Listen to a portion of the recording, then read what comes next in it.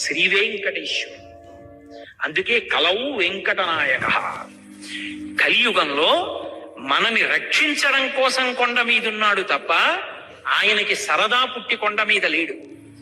మహానుభావుడు మాట్లాడుతూ ఉండేవాడు. ప్రతిరోజు తరిగొండ వెంగమాంబ గారి ఇంటికి వెళ్ళేవాడు. తరిగొండ వెంగమాంబ గారు భాగవతం చెప్తుంటే ఆయన వింటూ ఉండేవాడు. ఎవరిది భాగవతం? ఆయన కథే. వెంగమాంబ గారు భాగవతం రచన చేస్తూ భాగవతం చెప్తుంటే ఆయన ఉయ్యాలా ఊగుతూ చెక్క ఉయ్యాలలో వింటూ ఉండేవాడు.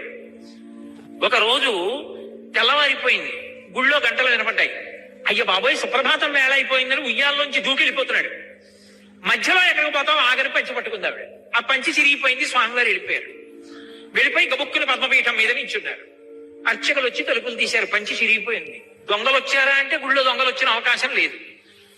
మరి పంచి చిరిగిపోయింది, ముక్కెక్కడుంది? ఆయన దగ్గర అంత స్వాతంత్రం తరిగొండ వెంగమాంబ గారికి తప్ప ఎవరికి ఉందని ఆవిడ దగ్గరికి వెళ్ళారు. మనకి చిన్న రవికిల బట్ట శేషవస్త్రం ఇస్తే నెత్తి మీద పెట్టుకుని బీరువాలో పెట్టుకుని ఆ జన్మాంతం దాచుకుంటాం. ఆవిడ దగ్గరికి వెళ్ళి స్వామివారి పంచముక్క మీ ఇంట్లో ఉందా అని అడిగారు.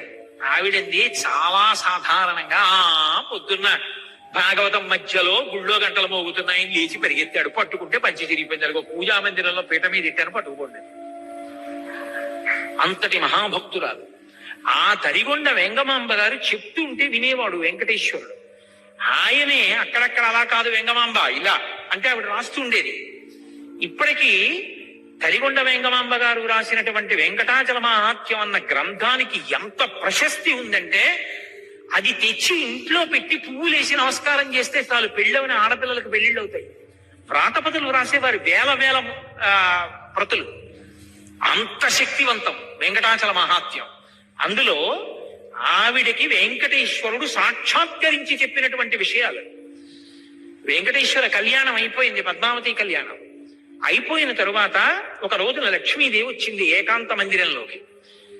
చెయ్య మీద కూర్చునంది, ఏమండి, పద్మావతి పరిణయానికి కుబేరుడి దగ్గర అప్పు చెయ్యాలా?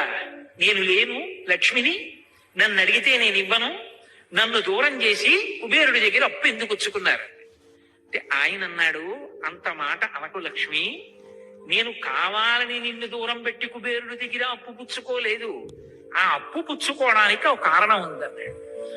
ఆవిడంది, పోన్లేండి, పుచ్చుకుంటే పుచ్చుకున్నారు, ద్రవ్యమే కదా కావాలి, ఎంత పుచ్చుకున్నారో చెప్పండి, ఇచ్చేద్దాం. మళ్ళీ ఇద్దరం కలిసి శ్రీవైకుంఠానికి వెళ్ళిపోదాం. శ్రీవైకుంఠ విరక్తాయ స్వామి పుష్కరిణీ తటే రమయా రమమాణాయ వెంకటేశాయ మంగళం అని కదూ మనం